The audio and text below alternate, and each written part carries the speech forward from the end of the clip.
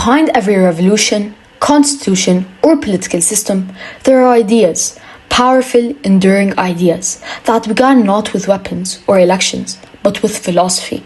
Political philosophy is the foundation of how we think about justice, power, freedom, and authority. It doesn't just shape governments, it shapes how we live. Let's start at the roots. Ancient Greece gave us some of the earliest thinkers, like Plato and Aristotle, who asked, "What is a just society?" Plato imagined a society ruled by philosopher kings, leaders guided by wisdom, not wealth or popularity. Aristotle, on the other hand, believed in a balance, a mixed government that combines monarchy, aristocracy, and democracy. Even 2,000 years later, these ideas still echo in modern debates about what type of government is best. Fast forward to the Enlightenment. Thinkers like John Locke, Jean-Jacques Rousseau, and Thomas Hobbes laid the groundwork for modern liberal democracy. Hobbes believed people are naturally selfish and need a strong sovereign to maintain order, a view that supports authoritarianism. But Locke had a radically different take. He argued that individuals have natural rights, life, liberty, and property, and that governments should protect these rights, not violate them. His work inspired the US Declaration of Independence and the idea of constitutional government. Rousseau added yet another layer. It was the idea of the social contract, that the legitimacy of the government comes from the consent of the governed.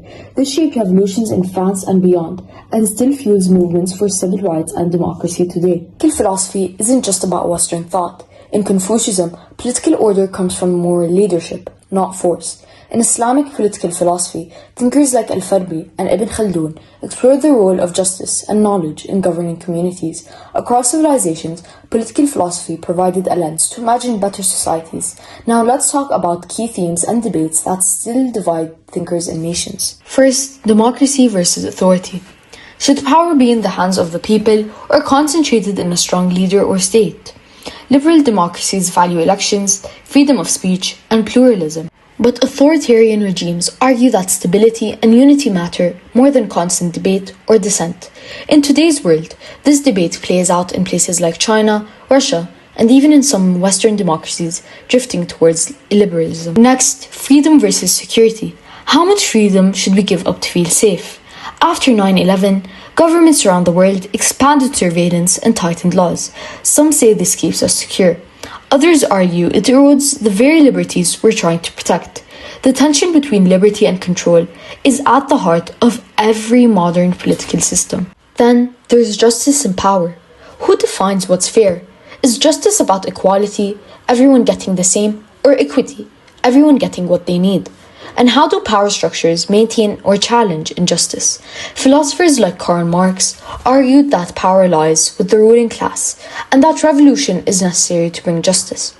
Others, like Rawls, focused on designing institutions that ensure fairness through rational, agreed-upon principles. Why does any of this matter? Because today's political chaos is not just about leaders or parties. It's about clashing ideas.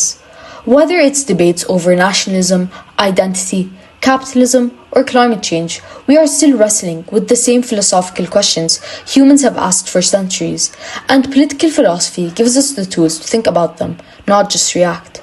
In the end, political philosophy reminds us that every society is built on beliefs, and when those beliefs are flawed, ignored, or go unchallenged, the consequences can be catastrophic.